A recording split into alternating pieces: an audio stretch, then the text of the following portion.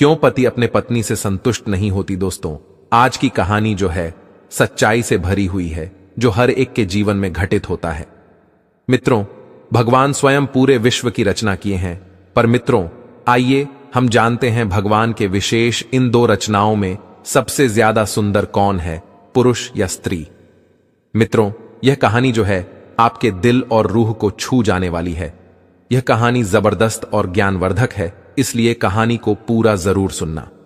मित्रों, एक छोटे से गांव में एक राघव नाम का लड़का रहता था। परमात्मा ने इसे बहुत ही सुंदर रूप से नवाजा था। वह अभी जवान ही था। जवानी की पहली सीढ़ी पर वह कदम रख चुका था, और यह तो आप जानते ही हैं कि यह अवस्था कितनी रौनक था भरी होती है। मन का भाव भर सुंदर सुंदर फूलों पर बैठना चाहता है।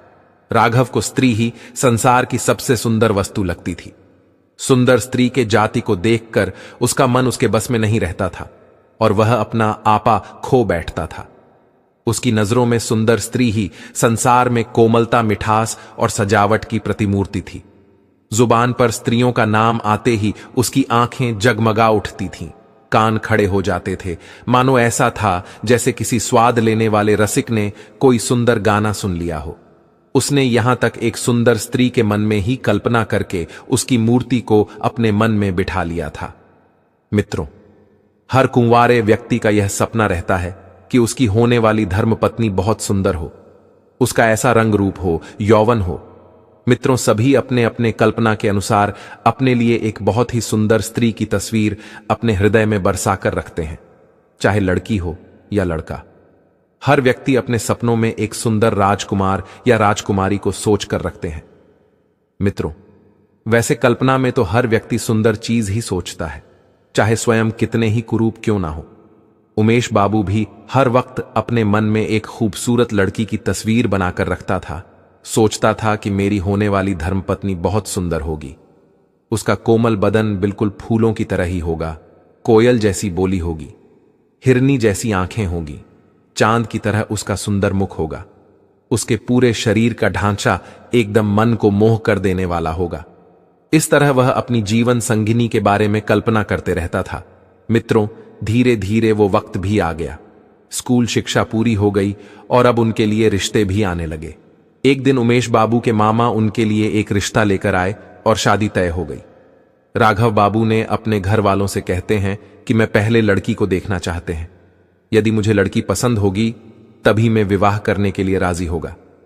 तब उनके मामा ने कहा, बेटा, लड़की के तरफ से तुम बेफिक्र हो जाओ। लड़की हमने देखी हुई है, लड़की हकीकत में काफी ज्यादा सुंदर है। मामा के मुख से लड़की की प्रशंसा सुनकर राघव बाबू को लगा, चलो यदि अगर मामा कहते हैं तो लड़की जरूर खूबसूरत ही होगी। और फिर राघव बाबू ने शादी के लिए हां बोल दिया। मित्रों, कहानी में आगे जानते हैं, लेकिन उससे पहले हे प्रभु श्री राम, जो भी भक्त इस वीडियो को लाइक करें और चैनल को सब्सक्राइब करके कमेंट में जय श्री राम और जय हनुमान लिखे, उनके घर में सुख संपत्ति की कभी कोई कमी ना रहे, उनका घर हमेशा खुशियों से भरा रहेगा। मित्रों, जब विवाह के मुहूर्त आई तब राघव बाबू बड़े धूमधाम से बारात लेकर आए और दुल्हन भी आभूषण से सजकर मंडप पर आई। राघव बाबू की नजरें दुल्हन की ओर थीं। उसे घूंघट में चेहरा तो देखा नहीं, मगर हाथ पैर की उंगली दिखाई दे रही थी। मेहंदी से सजे हाथ पैर बहुत गोरे और सुंदर लग रहे थे। उसे देखकर उमेश बाबू अपने मन में फूले नहीं समा रहे थे। वह सोचने लगे कि जब दुल्हन की हाथ पैर की उंगलियां इतनी सुंदर है तो दुल्हन कितनी सुंदर होगी। अब विवाह का कार्यक्रम संपन्न हुआ। वधू की विदाई हुई, डोली में बैठकर ससुराल जाने को चली। राघव बाबू की खुशियां बढ़ती चली जा रही थीं। वह यह सोच रहे थे कि काश एक बार दुल्हन का चेहरा देखने को मिल जाता तो इच्छा पूरी हो जाती। चलते चलते रास्ते में कहारों ने जब पालकी रोकी और जलपान करने में लग गई, इतने में राघव बाबू को मौका मिल गया। वह चुपके से पालकी के पास गया और जब दुल्हन अपना घूंघट हटाकर पालकी से बाहर झांक रही थी और तभी राघव की निगाह दुल्हन के चेहरे को देखती है। चेहरा देखकर राघव को ऐसा महसूस हुआ जैसे चोरों ने उनका सब कुछ लूट लिया हो। राघव की दुल्हन सुंदर नहीं थी जितनी उसने कल्पना की थी। वो हर पल जिस रूप की कल्पना करते आ रहे थे वो उसके बिल्कुल विपरीत थी। बहुत मोटी थी, छपटी नाक थी, फूले हुए गाल थे। वो एकदम देखने में कुरूप थी। रंग गोरा था, पर छवि एकदम भयानक थी। मित्रों, दुल्हन का कुरूप चेहरा देखकर राघव बाबू की सारी खुशी नष्ट हो गई। वह मन ही मन खुद को कोसने लगा। इसे भला मेरे ही गले पड़ना था, दुनिया में इसे और कोई नहीं मिला।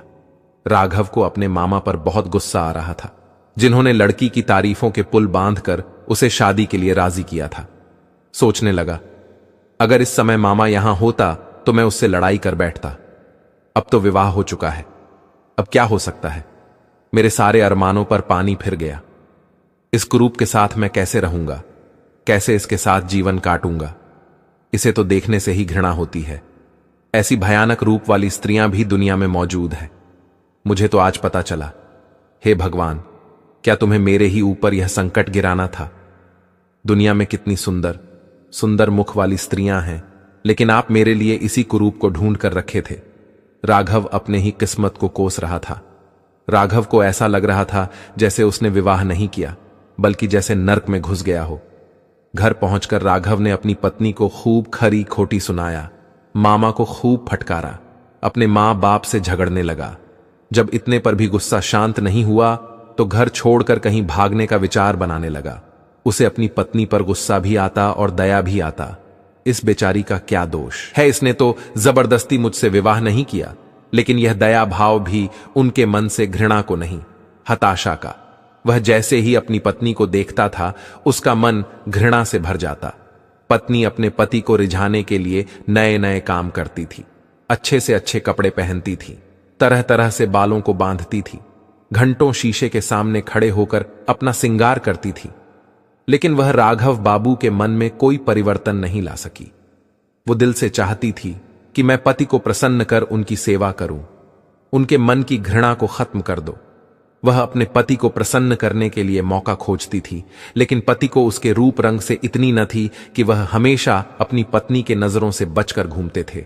और अगर कभी आमना सामना हो भी जाता तो राघव के मुंह से ऐसी जली कटी बातें निकलती थीं कि वह बेचारी रोती हुई चली जाती।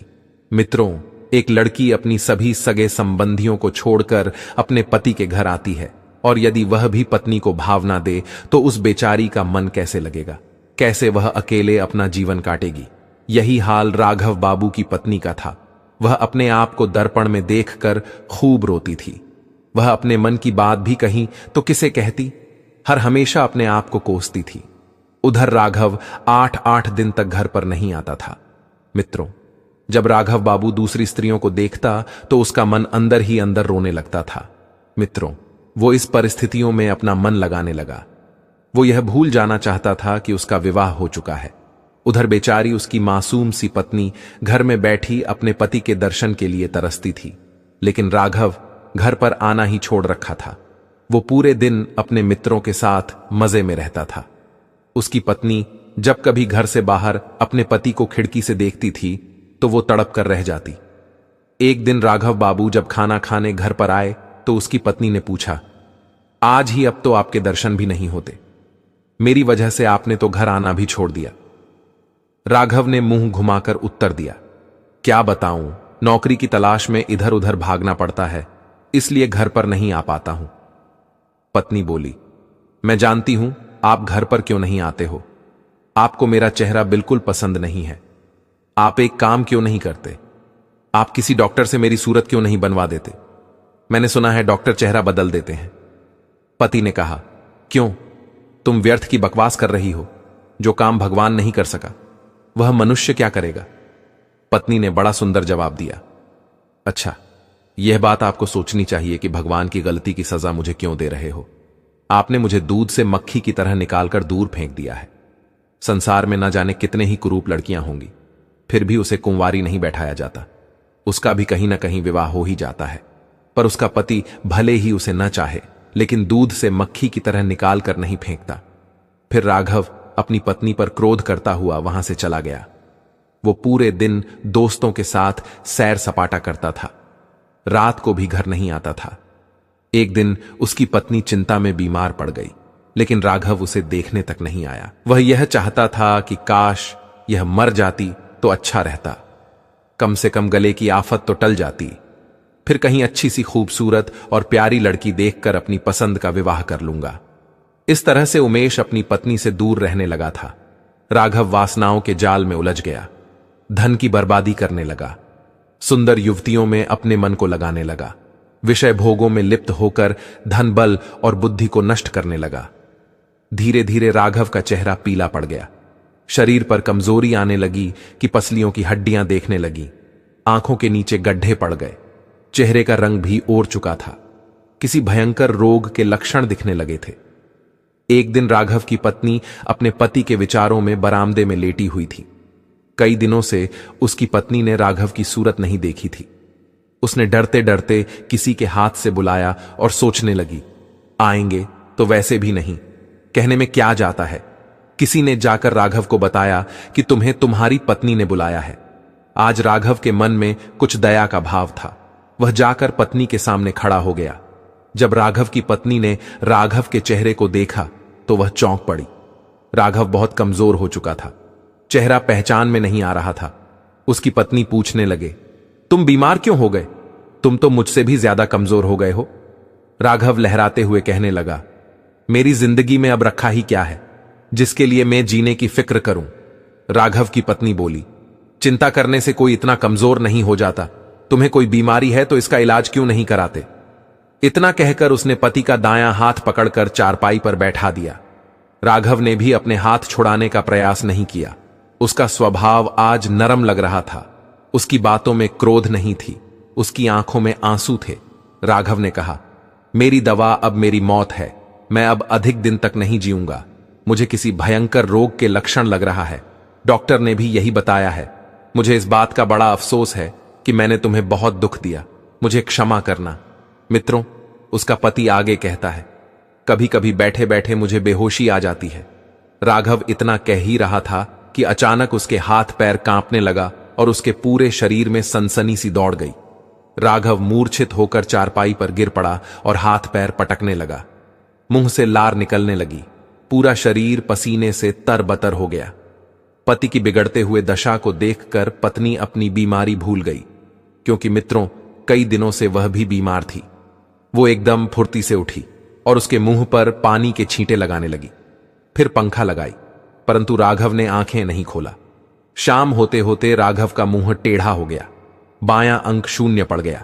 उसके मुंह से आवाज भी नहीं निकल रही थी। दोस्तों, वह मूर्छित नहीं हुआ था, उसे लकवा मार गया।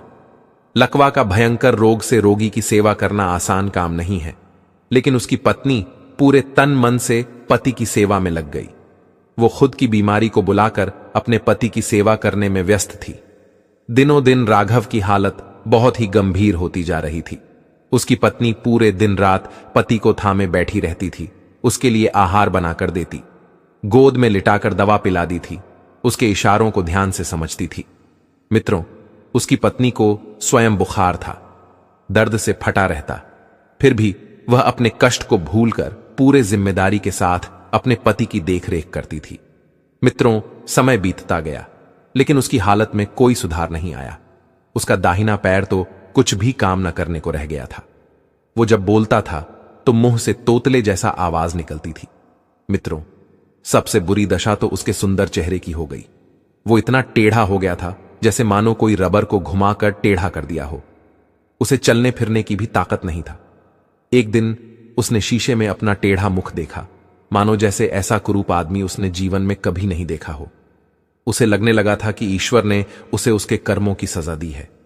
वह अपनी पत्नी से धीरे धीरे बोला, मुझे ईश्वर ने मेरी गुरूर की सजा दे दी है। वास्तव में यह मेरी बुराई के बदले है जो मैंने तुम्हारे साथ किया। अब तुम भी मेरे चेहरे को देखकर घृणा से मुंह फेर कर मुझसे उस दुर्व्यवहार का बदला ले सकती हो जो मैंने तुम्हारे साथ किया था। फिर पत्नी ने पति से प्यार से कहा, सुनिए, मैं तो आपको अभी भी उसी निगाह से देखती हूं। मुझे आप में कोई फर्क नहीं दिखाई देता। राघव बोला, वाह वाह, मेरा मुंह बदसूरत की तरह है और तुम्हें कोई फर्क नहीं पड़ता।